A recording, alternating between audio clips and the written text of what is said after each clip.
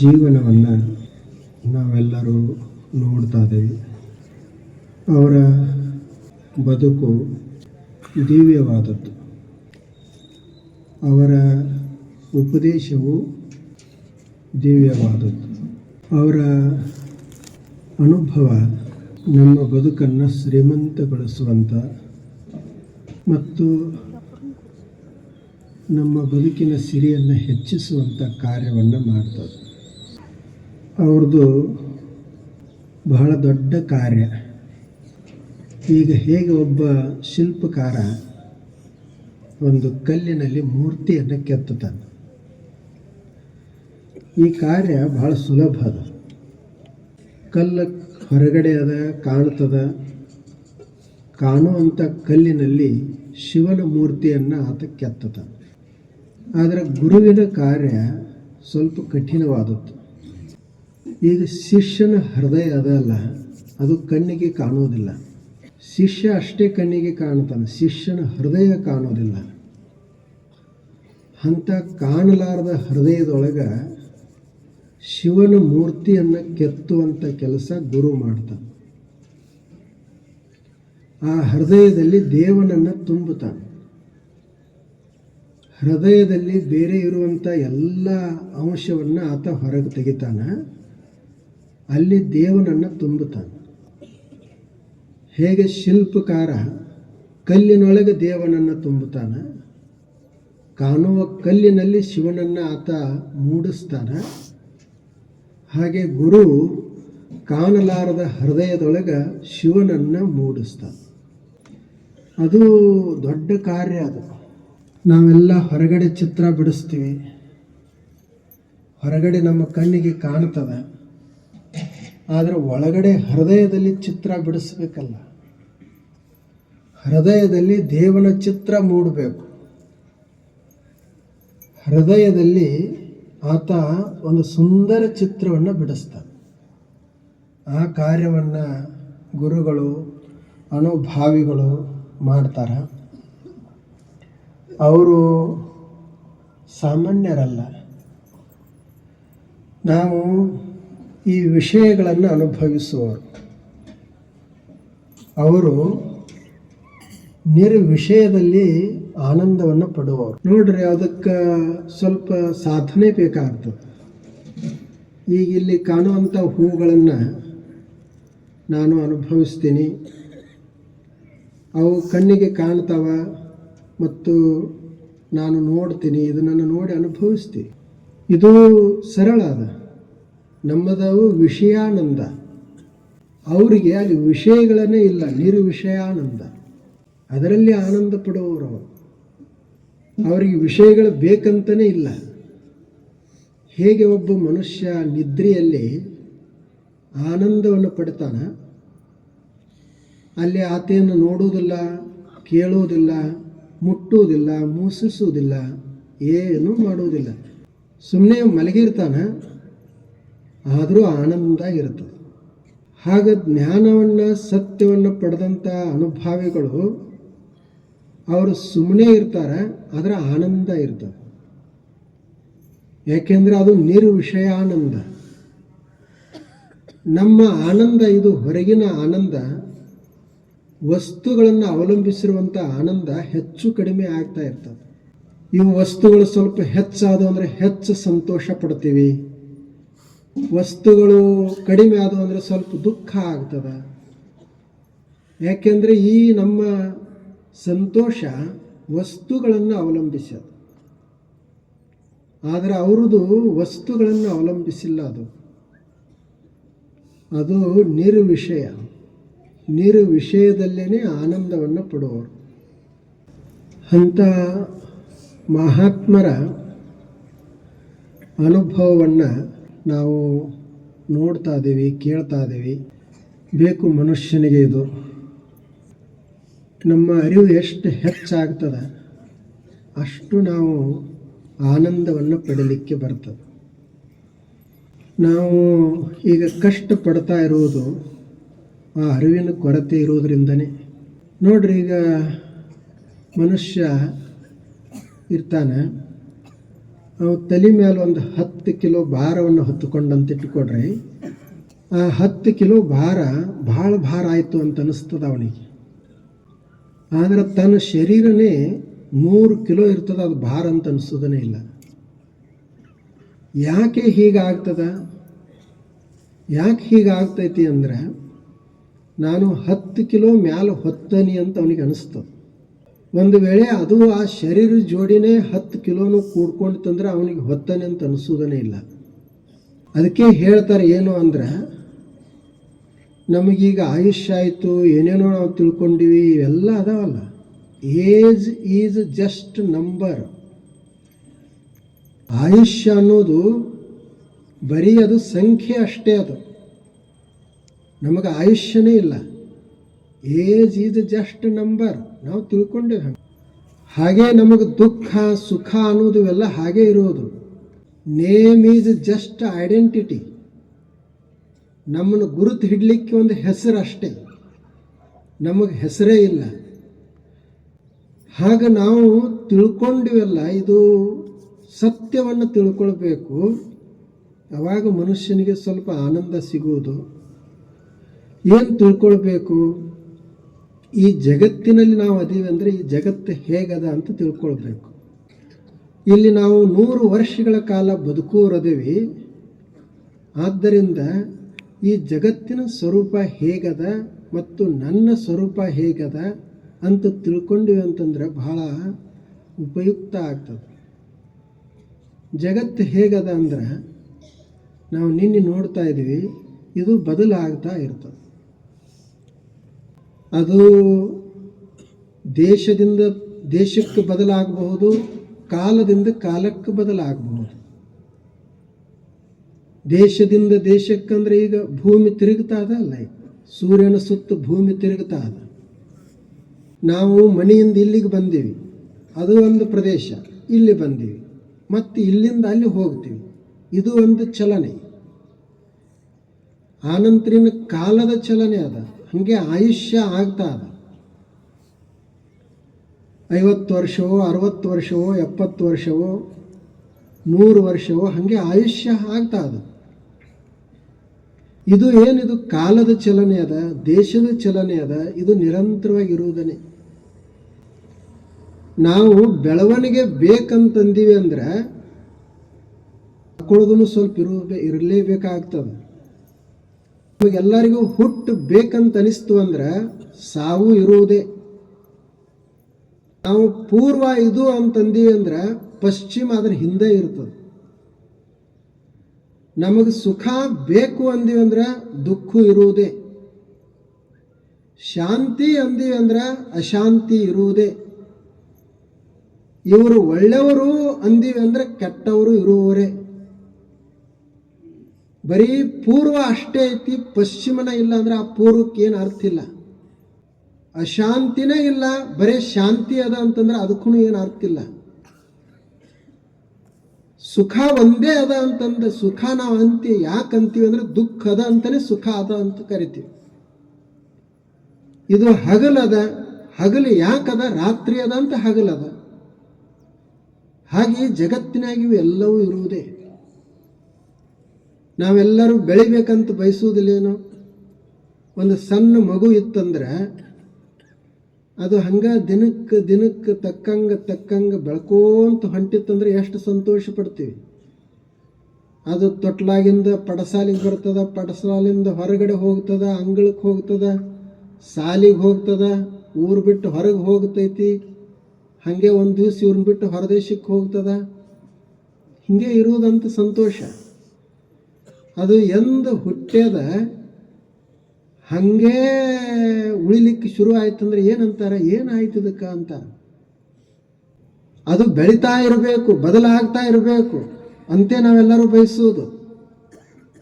ಹೊಲದಾಗ ಹೋಗಿ ಬಿತ್ತಿ ಬಂದೀವಿ ಅಂದ್ರೆ ಬಿತ್ತಿದ್ದ ಹಾಗೆ ಇರುವುದಿಲ್ಲ. ಅದು ಮೊಳಕೆ ಹೊಡಿತದ, ಸಸಿ ಆಗ್ತದ, ಬೆಳೀತದ. ಅವಾಗನೇ ಅದು ಸಂತೋಷ ಕೊಡ್ತದ. ಹಾಗೆ ನಮ್ಮದು ಜೀವನ. ನಾವು ಇವತ್ತಿದ್ದಂಗನೆ ಹಿಂಗೆ ನಾಳೆ ಇರುವುದಿಲ್ಲ. ಬದಲಾವಣೆಯೇ ಬೇಕಂತೀವಿ ಮತ್ತು ನಾವು ಬದಲಾಗಬಾರ್ದಂತೀವಿ. ಇದು ಹೆಂಗಿರಬೇಕು?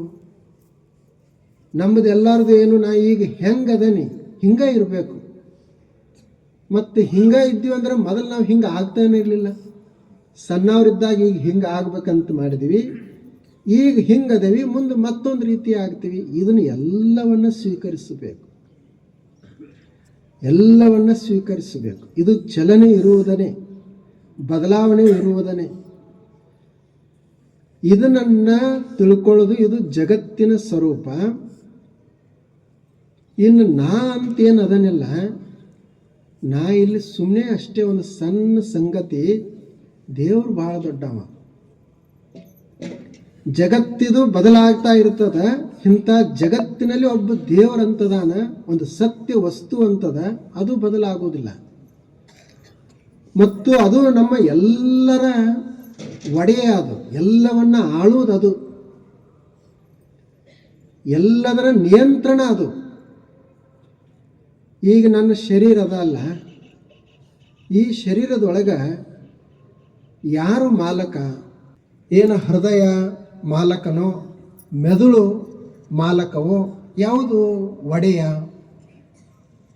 ಒಳಗಡೆ ಜೀವ ಅಂತೇನು ಒಂದದ, ಅದೇ ಇದ್ರ ಮಾಲಕ.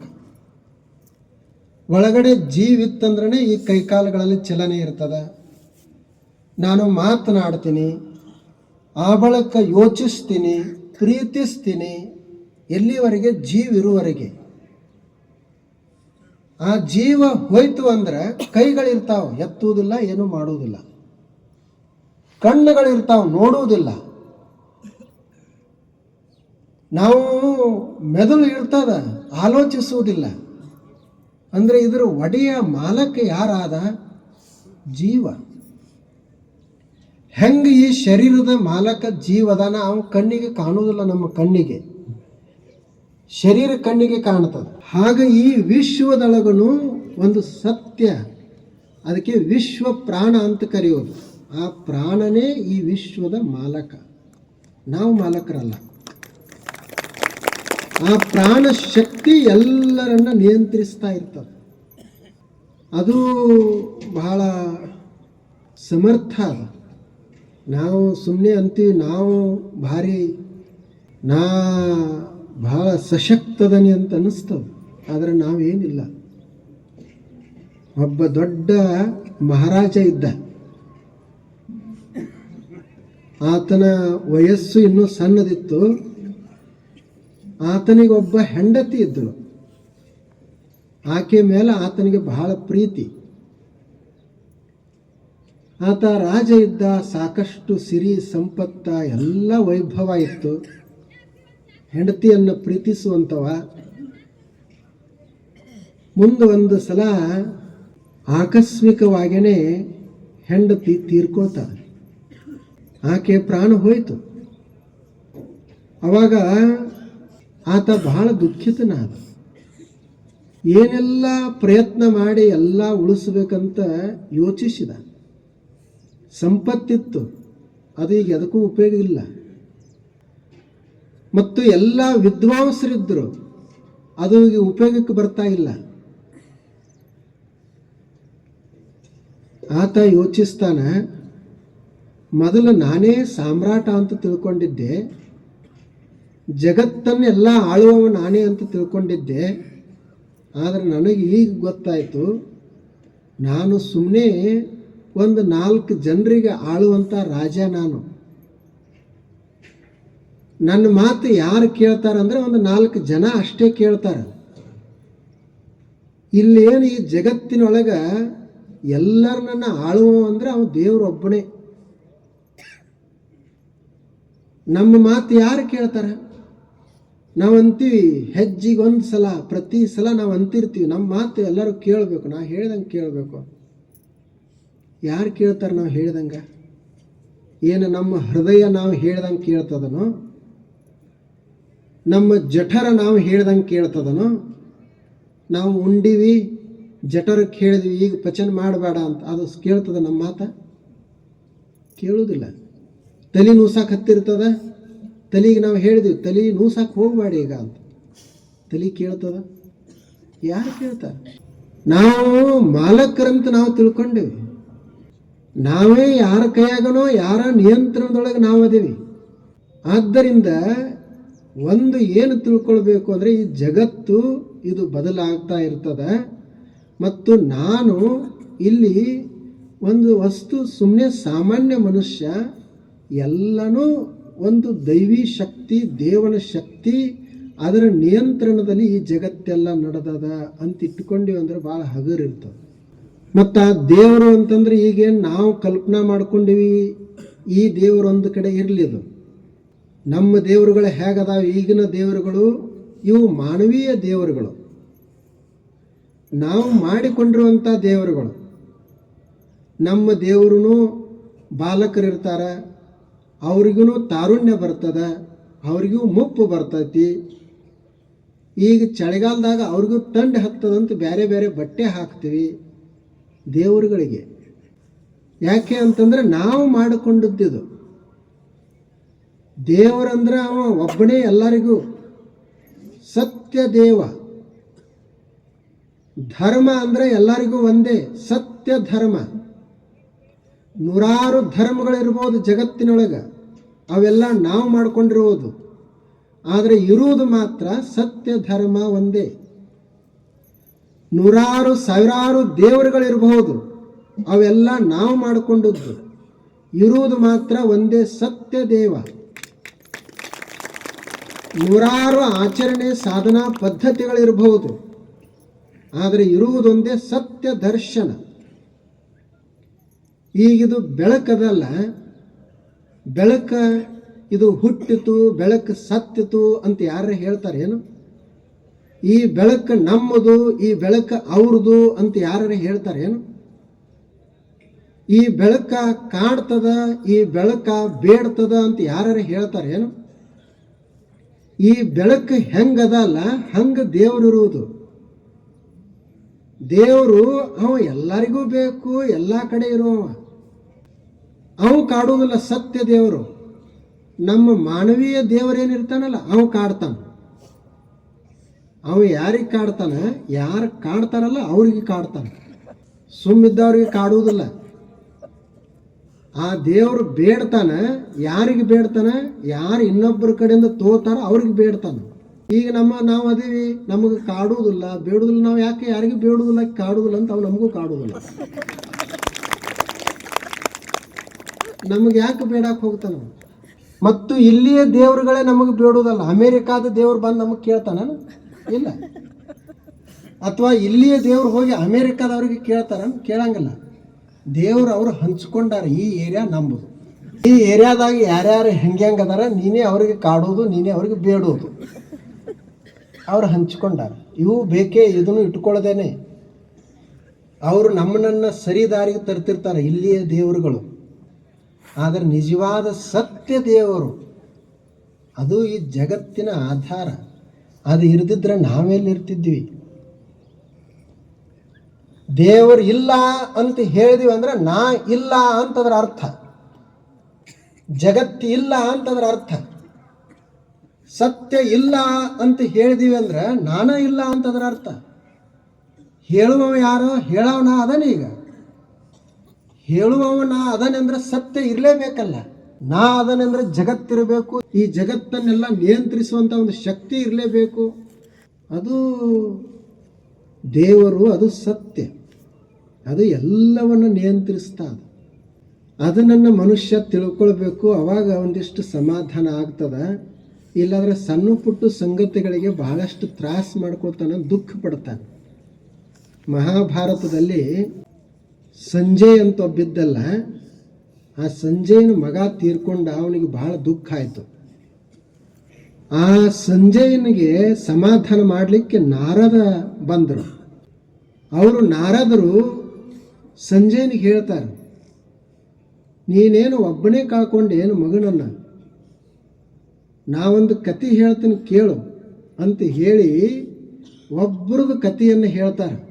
ಅದು ಮಹಾಭಾರತದ ಅನುಶಾಸನ ಪರ್ವದಲ್ಲಿ ಬರ್ತದೆ.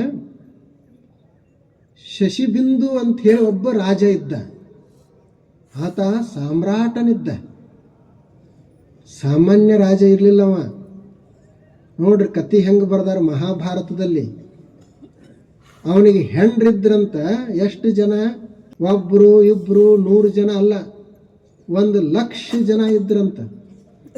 ಎಷ್ಟು ಜನ ಹೆಂಡ್ರು? 1,00,000 ಜನ ಹೆಂಡ್ರು. ಅದಕ್ಕೆ ಅವ್ರಿಗೆ ವ್ಯಾಸ ಮಹರ್ಷಿಗಳಿಗೆ ಇದನ್ನೆಲ್ಲ ಕಲ್ಪನಾ ಮಾಡೋ ಸಾಮರ್ಥ್ಯ ಇತ್ತು ಅವರಿಗೆ. ಮಕ್ಕಳು ಎಷ್ಟು ಜನ ಇದ್ರಂತ? 1,00,00,000 ಜನ ಮಕ್ಕಳಿದ್ರಂತ. ಎಲ್ಲರೂ ಬಹಳ ಸುಖವಾಗಿನೇ ಇದ್ರು ಮತ್ತು ಎಲ್ಲ ಮಕ್ಕಳು ಅಷ್ಟೇ ಪರಾಕ್ರಮಿಗಳು. ಆತ ಮುಂದೆ ರಾಜ ಒಂದು ಅಶ್ವಮೇಧ ಯಾಗವನ್ನು ಮಾಡಿದ. ಆತ ದಾನಿನೂ ಇದ್ದ. ಎಲ್ಲ ಯಜ್ಞ ಮಾಡಿಸುವಂಥವ್ರನ್ನ ಕರೆಸಿ ಅವರಿಗೆಲ್ಲ ದಾನ ಕೊಟ್ಟಂತ. ಏನೇನು ದಾನ ಕೊಟ್ಟ ಅಂತ ಬರೆದಾರ ಅವರು. ಒಬ್ಬೊಬ್ಬರಿಗೆ ಬಂಗಾರದ 100 ರಥ, 100 ರಥ ಒಬ್ಬರಿಗೆ, 100 ಆನೆಗಳು, 100 ಕುದುರೆಗಳು, 1000 ಆಕಳುಗಳು, ಮತ್ತು ಅವರ ಸೇವಾ ಮಾಡಲಿಕ್ಕೆ ಅವನೇ ಒಬ್ಬೊಬ್ಬರ ಮಕ್ಕಳನ್ನು ಕಳಿಸಿಕೊಟ್ಟಂತ. ಅಂಥ ರಾಜ ಅವ ಶಶಬಿಂದು. ಅವನು ಸಹಿತ ಹಾದ, ಅವನ ಮಕ್ಕಳು ಹಾದರು. ಇಂಥವ್ರದೇ ಹಂಗಾಗೈತಿ, ನಿನ್ನ ಮಗ ಒಬ್ಬ ತೀರ್ಕೊಂಡ್ರೆ ಯಾಕೆ ಅಷ್ಟು ದುಃಖ ಮಾಡ್ಕೊಳಕತ್ತಿದಿ ಅಂತ ಹೇಳಿ ಆ ನಾರದ ಈ ಸಂಜಯನಿಗೆ ಹೇಳ್ತಾ ಇದ್ದ. ನೋಡ್ರಿ ಅದು ಹೇಗಿರ್ಬೇಕು. ಇದರ ಅರ್ಥ ನಾವು ತೀರ್ಕೊಂಡಾಗ ದುಃಖ ಪಡಬಾರ್ದು ಅಂತಲ್ಲ, ದುಃಖ ಪಡೋಣ. ಆದರೆ ಇದು ಗೊತ್ತಿರಬೇಕು. ಅವ್ರೀಗ ಮುಂದೆ ಹೋಗ್ಯಾರ, ನಾವು ಹಿಂದಿಂದ ಹೋಗ್ತೀವಿ, ನಾವು ಹೋಗವ್ರೆ ಅದೇ. ಯಾರೂ ಖಾಯಂ ಇಲ್ಲ. ನಾವು ಹುಟ್ಟು ಬಯಸೇವಿ ಅಂತಂದ್ರೆ ಸಾವನು ಒಪ್ಪಿಕೊಳ್ಳಲೇಬೇಕು. ನಾವೀಗ ಮ್ಯಾಲೆ ಏರೇವಿ ಅಂದರೆ ಇಳಿಲೇಬೇಕು. ಎಲ್ಲ ಒಂದು ಸಲ ಈ ಶರೀರ ಎಲ್ಲ ತುಂಬಿಕೊಳ್ತದ, ಒಂದು ಸಲ ಖಾಲಿ ಆಗ್ತದೆ. ಯಾಕಿದ್ರೆ ನಿನಗೆ ದುರಭಿಮಾನ ಅಂತ. ತುಂಬಿದಾಗೂ ಚಂದಾಗಿರು, ಖಾಲಿ ಇದ್ದಾಗೂ ಅಷ್ಟೇ ನಕ್ಕೊಂತಿರು. ಅರ್ಜುನ ಕೃಷ್ಣನಿಗೆ ಒಂದು ಪ್ರಶ್ನೆಯನ್ನು ಕೇಳ್ತಾನೆ. ಯುದ್ಧ ಮಾಡಬೇಕಾಗಿತ್ತು. ಆ ಸಮಯಕ್ಕೆ ಅರ್ಜುನನಿಗೆ ಒಂದು ಮನಸ್ಸಿನಲ್ಲಿ ಸಂಶಯ ಬರ್ತದೆ. ನಾನು ಇಷ್ಟು ಜನ ಎಲ್ಲ ನಮ್ಮ ಅಣ್ಣತಮ್ಮರದಾರ, ಬಂಧುಗಳದಾರ, ಗುರುಗಳದಾರ, ಇವ್ರನ್ನೆಲ್ಲ ಹತ್ಯೆ ಮಾಡಿದ್ರೆ ನನಗೆ ಪಾಪ ಬರ್ತೈತಿ. ಆ ಪಾಪದಿಂದ ನಾ ಮುಕ್ತರಾಗೋದ ನನ್ನಿಂದ ಸಾಧ್ಯ ಇಲ್ಲ. ಆದ್ದರಿಂದ ಯುದ್ಧ ಒಲ್ಲೆ ಅಂತ ಕೂಡ್ತಾನೆ. ಅವಾಗ ಕೃಷ್ಣ ಅವನಿಗೆ ಹೇಳ್ತಾನೆ, ನಿನಗೆ ಪಾಪ ಬರಲಾರ್ದಂಗೆ ಒಂದು ಉಪಾಯವನ್ನು ಹೇಳ್ತೀನಿ, ಅದನ್ನು ನೀ ಮಾಡಿದಂದ್ರೆ ನಿನಗೆ ಪಾಪ ಬರೋದಿಲ್ಲ. ಅವನಿಗೆ ಅರ್ಜುನನಿಗೆ ಕುತೂಹಲ, ಏನಿದು ಉಪಾಯ? ಯುದ್ಧ ಮಾಡಿದ್ರೂ ಪಾಪ ಬರಬಾರದು, ಜಗಳ ಮಾಡಿದ್ರೂ ಪಾಪ ಬರಬಾರದು, ಏನಿದು ಉಪಾಯ? ಅವಾಗ ಒಂದು ಶ್ಲೋಕವನ್ನು ಹೇಳ್ತಾನೆ. ಏನು ಅಂದ್ರೆ, ಸುಖ ದುಃಖೇ ಸಮೇ ಕೃತ್ವ ಲಾಭೌ ಜಯಾಜಯೌ ತಥೋ ಯುದ್ಧಾಯ ಯುಜ್ಯಸ್ವ ನೈವಂ ಪಾಪಮವಾಪ್ಸ್ಯಸಿ. ನೀವು ಒಂದು ಕೆಲಸ ಮಾಡು, ಪಾಪ ನಿನಗೆ ಅಂಟಬಾರದಾಗಿತ್ತಂದ್ರೆ ಒಂದು ಕೆಲಸ ಮಾಡು. ಸುಖ ದುಃಖ ಎರಡೂ ಒಂದೇ ಅಂತ ತಿಳ್ಕೊ. ಲಾಭ ಹಾನಿ ಎರಡೂ ಒಂದೇ ಅಂತ ಇಟ್ಕೋ. ಜಯ ಮತ್ತು ಅಪಜಯ ಎರಡೂ ಒಂದೇ ಅಂತ ಇಟ್ಕೋ.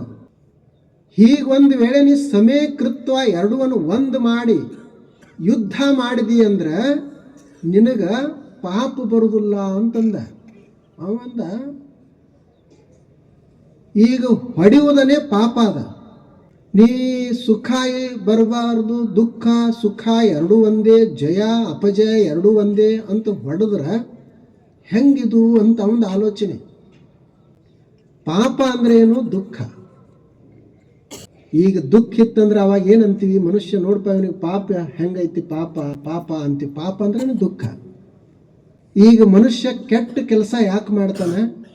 ನಾನು ನಿಮ್ಮಿಂದ ಏನರ ನಾನು ಪಡೆದುಕೊಳ್ಬೇಕು ಅಂತ, ಕಸಿದುಕೊಳ್ಬೇಕಂತ ಯಾಕೆ ಅನಿಸ್ತದಂದ್ರೆ, ಈಗ ನನ್ನ ಹತ್ತಿರ ಇರೋದು ಕಡಿಮೆ ಅದ, ಅದು ದುಃಖ ಕೊಡಾಕತ್ತೈತಿ, ಹೆಚ್ಚಿಗೆ ಬೇಕಂತ ಬಯಸ್ತಾನೆ, ಅದೇ ಪಾಪ. ಜಯ ಮತ್ತು ಅಪಜಯ, ಲಾಭ ಹಾನಿ ಇದ್ದದ್ದು ನಮಗೀಗ ಹಾನಿ ಅದ, ಲಾಭ ಮಾಡ್ಕೊಳ್ಬೇಕಂತ ಇನ್ನೊಬ್ಬರಿಂದ ತೆಗೆದುಕೊಳ್ತೀವಿ. ಸುಳ್ಳು ಯಾಕೆ ಹೇಳ್ತೀವಿ? ಹೆಚ್ಚಿಗೆ ಬೇಕಾದಕ್ಕಾಗಿನ ಸುಳ್ಳು ಹೇಳ್ತೀವಿ. ಮೋಸ ಯಾಕೆ ಮಾಡ್ತೀವಿ? ಇನ್ನೂ ಹೆಚ್ಚಿಗೆ ಬೇಕಂತಲೇ ಮೋಸ ಮಾಡ್ತೀವಿ. ಅಂದ್ರೆ ಲಾಭದ ಚಿಂತೆ ಅದು ನಮಗೆ. ಮತ್ತು ಎಲ್ಲರೇ ಹಾನಿ ಆಗಿತ್ತಂತ ಭಯ ಅದ. ಯಾವ ಮನುಷ್ಯ ಲಾಭ ಹಾನಿ ಎರಡೂ ಒಂದೇ ಮಾಡಿರ್ತಾನ, ಅವನಿಗೆ ದುಃಖ ಆಗೋದಿಲ್ಲ, ಅಂದ್ರೆ ಅವನಿಗೆ ಪಾಪ ಅಂಟುಕೊಳ್ಳುವುದಿಲ್ಲ ಅಂತ ಅವ್ರು ಹೇಳಿ. ಹಾಗೆ ನಾವು ಈ ಪ್ರಪಂಚದೊಳಗೆ ಇರುವಾಗ ಸುಖ ದುಃಖ, ಲಾಭ ಹಾನಿ, ಜಯ ಮತ್ತು ಅಪಜಯ ಇವು ಎರಡನ್ನೂ ಸಮ ಮಾಡಿ ಅವರು ತಥೋ ಯುದ್ಧಾಯ ಯುಜ್ಯಸ್ವ, ನೀನು ಯುದ್ಧ ಮಾಡು ಅಂತ ಹೇಳಿದ್ದಾರೆ. ನಾವು ಜೀವನ ಮಾಡೋದು ಯುದ್ಧ ಅಲ್ಲ, ಜೀವನ ಮಾಡೋದು. ಸುಖ ದುಃಖೇ ಸಮೇ ಕೃತ್ವ ಲಾಭಾಲಾಭೌ ಜಯಾಜಯೌ ತಥೋ ಯುದ್ಧಾಯ ಯುಜ್ಯಸ್ವ ನೈವಂ ಪಾಪಮವಾಪ್ಸಸಿ. ನೋಡ್ರಿ ಅವ್ರದ್ದು ಹೇಗಿರಬೇಕು. ಸುಂದರವಾದ ಮಾತನ್ನ ಹೇಳಿದರು. ಹಾಗೆ ನಾವು ಇದನ್ನು ತಿಳ್ಕೊಂಡಿವಿ ಅಂತಂದ್ರೆ ನಾವು ಪಾಪದಿಂದ ಮುಕ್ತರಾಗಲಿಕ್ಕೆ ಬರ್ತದೆ. ಇಲ್ಲಾಂದರೆ ಮನುಷ್ಯ ಬಹಳಷ್ಟು ಕಷ್ಟಪಡಬೇಕಾಗ್ತದೆ, ಬಹಳಷ್ಟು ಆತ ನೋವನ್ನು ಅನುಭವಿಸಬೇಕಾಗ್ತದೆ. ಮೊದಲನೇದೇನು, ಈ ಜಗತ್ತ ಇದು ಇದ್ದಂಗನೇ ಇರುವುದಿಲ್ಲ. ಎರಡನೇದೇನು, ನಾನು ಈ ಜಗತ್ತಿನಲ್ಲಿ ಒಂದು ಸುಮ್ಮನೆ ಸಣ್ಣ ಒಂದು ಕಣ, ಎಲ್ಲವನ್ನು ನಿಯಂತ್ರಿಸುವವ ದೇವನೇ. ಮತ್ತು ಅದರ ಅರ್ಥ ಎಲ್ಲ ದೇವನೇ ನಿಯಂತ್ರಿಸ್ತಾನೆ ಅಂತ ನಮ್ಮ ಕೈ ಒಳಗೆ ಏನೂ ಜವಾಬ್ದಾರಿ ಇಲ್ಲ ಅಂತ ಹಿಂಗಲ್ಲ. ನಮಗೂ ಕರ್ತವ್ಯಗಳದಾವ ಸ್ವಲ್ಪ ಸ್ವಲ್ಪ, ನಾವು ಅವುಗಳನ್ನು ಅಷ್ಟು ಮಾಡೋದು. ಆದರೆ ಎಲ್ಲವನ್ನು ನಿಯಂತ್ರಿಸಲಿಕ್ಕೆ ಆಗಂಗಿಲ್ಲ. ನಾವು ಸುಮ್ಮನೆ ನಮಗೆ ಎಷ್ಟು ಆಗ್ತದೆ ಅಷ್ಟು ಮಾಡಿದೆ ಅಂದರೆ ಏನೂ ತ್ರಾಸಿಲ್ಲ. ಆದರೆ ನಮಗೆ ಆಗಲಾರದನ್ನು ಎಲ್ಲ ಮಾಡಲಿಕ್ಕೆ ಹೋಗ್ಬೇಕಂತ ನಾವೇನು ತಲೆಯಾಗ ಹಾಕೋತೀವಿ, ಅದರಿಂದ ತ್ರಾಸ, ಅದರಿಂದ ತೊಂದರೆ ಅದು. ನೋಡ್ರಿ ಇವತ್ತು ಎಷ್ಟು ಹೋರಾಟ ಅದ, ಎಷ್ಟು ಟೆನ್ಷನ್ ಅದ ಮನುಷ್ಯನಿಗೆ. ಅದು ಈಗೇನಿದು ವ್ಯಸನ ಮಾಡ್ತಾರಲ್ಲ, ಬೀಡಿ ಸಿಗರೇಟು ಸೇದುವುದು, ತಂಬಾಕು ತಿನ್ನುವುದು, ಇಂಥವೆಲ್ಲ ಕುಡಿಯುವುದು ವ್ಯಸನ ಅದಾವಲ್ಲ. ಆ ವ್ಯಸನ ಈಗ ಬೀಡಿ ಸಿಗರೇಟ್ ಸೇದಿದ್ರಂದ್ರೆ ಅವು ಬರೀ ಪುಪ್ಪುಸ್ಗಳನ್ನ ಅಷ್ಟೇ ಹಾನಿ ಕಳಿಸ್ತಾವೆ. ಆನಂತರ ತಂಬಾಕ ಇಂಥದ್ದು ತಿಂದ್ರೆ ಜಠರ್ ಹಾಳಾಗ್ತದೆ, ಕುಡಿದ್ರೆ ಲಿವರ್ ಕೆಡ್ತದೆ, ಲಿವರ್ ಅಷ್ಟೇ ಕೆಡ್ತದೆ. ಆದರೆ ಇದೇನೊಂದು ಚಿಂತೆ ಅದ, ಸ್ಟ್ರೆಸ್ ಅದ, ಮತ್ತು ಖಿನ್ನನಾಗ್ತಾನೆ ಮನುಷ್ಯ, ಒತ್ತಡ ತೆಗೆದುಕೊಳ್ತಾನೆ, ಇದಲ್ಲ. ಇದು ತಲೆಯಾಗ ತುಂಬಿತಂದ್ರೆ ಲಿವರು ಹಾಳಾಗ್ತದೆ, ಜಠರ ಮೇಲೂ ಪರಿಣಾಮ ಬೀರ್ತದೆ, ಕರುಳುಗಳ ಮೇಲೂ ಪರಿಣಾಮ ಬೀರ್ತದೆ. ಇದು ದೊಡ್ಡ ವ್ಯಸನ, ಇದು ಚಿಂತೆ. ಅವು ಇನ್ನೂ ಚಲೋ ವ್ಯಸನ. ಅವು ಅವ್ರು ತಿಂದವ್ರು ಅಷ್ಟೇ ಹೋಗ್ತಾರೆ. ಇವ ಚಿಂತೆ ಮಾಡ್ಕೊಂತ ಮನೆಯಾಗಿದ್ದ ಅಂದ್ರೆ ಅದ್ರದ್ದು ಪರಿಣಾಮ ಹೆಂಡತಿ ಮ್ಯಾಲ, ಅದ್ರ ಪರಿಣಾಮ ಮಕ್ಕಳ ಮ್ಯಾಲ, ಅದ್ರ ಪರಿಣಾಮ ನೆರೆ ಹೊರೆಯವ್ರ ಮ್ಯಾಲ, ಸುತ್ತಮುತ್ತಲು ಇದ್ದವ್ರ ಮೇಲೆ, ಎಲ್ಲರ ಮೇಲೂ ಆಗ್ತದೆ. ಅದಕ್ಕೆ ಇದು ಯಾವಾಗ ಆಗ್ತದ, ತಲೆಯೊಳಗಿಂದ ಹೋದಾಗನೇಲ್ಲ, ತಲೆಯಾಗಿನ ಭ್ರಮ ಹೋದಾಗನೇ ನಾವು ನಿಶ್ಚಿಂತ ಆಗೋದು. ಕಿಸ್ಯಾಗ ಏನದ, ಮೈಯಾಗ ಏನದ ಅಂತ ಇದು ಅಲ್ಲ. ಭ್ರಮೆ ಇರುವುದು ತಲೆ ಒಳಗದ. ತಲೆ ಒಳಗೆ ಏನೇನೋ ತುಂಬಿಕೊಂಡೇವಿ. ಆ ತಲೆ ಯಾವಾಗ ಶುದ್ಧ ಆಗ್ತದ, ಅದರೊಳಗೆ ಯಾವಾಗ ಸತ್ಯದ ಜ್ಞಾನ ತುಂಬುತ್ತದೆ, ಅವಾಗ ಆ ಮನುಷ್ಯ ನಿಶ್ಚಿಂತನಾಗ್ತಾನೆ. ಅದರ ಚಿಂತೆ ದೂರ ಆಗ್ತದೆ. ಚಿಂತೆಯನ್ನು ಕಳೀಲಿಕ್ಕೆ ಇದು ಒಂದು ದೊಡ್ಡ ಉಪಾಯ. ಇದು ತಿಳ್ಕೊಳ್ಬೇಕು. ನಾವು ಬರೀ ನಿಮಿತ್ತ ಮಾತ್ರ ಅಷ್ಟೆ. ನಾವೀಗ ಸಮುದ್ರದಲ್ಲಿ ಹೊರಟಿರ್ತೀವಿ, ನೌಕೆಯೊಳಗೆ ನಾವದೊಳಗೆ ಕುಳಿತುಕೊಂಡ ನಾವು ಹುಟ್ಟು ಹಾಕ್ತಾ ಇರ್ತೀವಿ. ಹೆಂಗೆ ಹುಟ್ಟು ಹಾಕ್ತೀವಿ, ಅದು ತೆರೆಗಳು ಹೇಗದಾವ ನೋಡ್ಕೊಂಡು ಅದರ ಪ್ರಕಾರವಾಗಿ ಸಾಕ್ತಾನೆ ಮನುಷ್ಯ. ನಾ ಭಾರಿ ಅದನಿ, ಅದು ಎಂಥ ತೆರೆ ಬರ್ತದೆ ಬರಲಿ, ನಾನು ಹಾಗೆ ಹೋಗ್ತೀನಿ ಏನು ಅಂತಾನೇನು ಅನ್ನೋದಿಲ್ಲ. ಅದು ನೋಡ್ಕೊಳ್ತಾನೆ. ನಮ್ಮದು ಹುಟ್ಟು ಹಾಕೋ ಕೆಲಸ ಕರ್ತವ್ಯ ಅಷ್ಟೇ.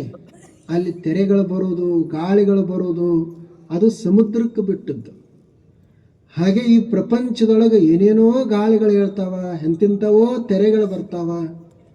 ನಮ್ಮ ಇವೆಲ್ಲ ಒಂದೊಂದು ನೌಕೆಗಳು. ನಾವು ನೋಡ್ಕೊಂಡು ಹೋದಿವಿ ಅಂತಂದ್ರೆ ಬಹಳ ಅಪಾಯ ಇಲ್ಲ. ಇದನ್ನು ಅರಿತುಕೊಳ್ಳಾರ್ದೆ ಹಾಗೇ ಹೋದಿವಿ ಅಂತಂದ್ರೆ ಬಹಳಷ್ಟು ತ್ರಾಸ, ಬಹಳಷ್ಟು ದುಃಖವನ್ನು ಅನುಭವಿಸಬೇಕಾಗ್ತದೆ. ಜಗತ್ತ ಇದು ಬದಲಾಗುವಂಥದ್ದು. ಜಗತ್ತ ಅಂದರೆ ನಮ್ಮ ಕಣ್ಣಿಗೆ ಏನೇನು ಕಾಣ್ತದೆ ಅದೆಲ್ಲ. ದೇಹ ಇಟ್ಟುಕೊಳ್ಳೋದು, ಮನೆ ಇಟ್ಟುಕೊಳ್ಳೋದು, ಎಲ್ಲ ಇಟ್ಟುಕೊಳ್ಳೋದು, ಸ್ಥಿತಿ ಗತಿಗಳು ಎಲ್ಲನೂ ಹಾಗೆ. ಆನಂತರ ನಾ ಭಾರಿ ಅಂತ ಅಂತೀವಲ್ಲ, ನಾನು ಭಾರತ ರತ್ನ ಅದನಂತನೇ ಇಟ್ಟುಕೊಳ್ಳೋಣ.